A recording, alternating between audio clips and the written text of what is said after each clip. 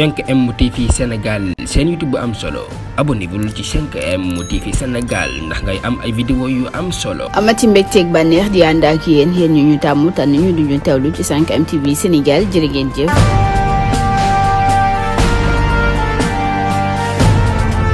jaajëfal nañ leen suñu mbokk internet ci 5M TV Sénégal ci ànd bi ngeen di ànd ak seen chaîne bii di fi taataane xibaar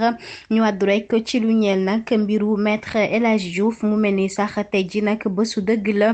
ci avocat bi di El Hadji Diouf ginnaaw rek biñ ko suspendre ci juróom-ñaari fan ci weeru février bile ba ordre des avocats nag ñoo defaloon li nu mel. moomee nag borom robb bu ñuul bile dina janook rek natango avocat wam yile tey ji sax ci talaata bi jëm rek ci violation yi nga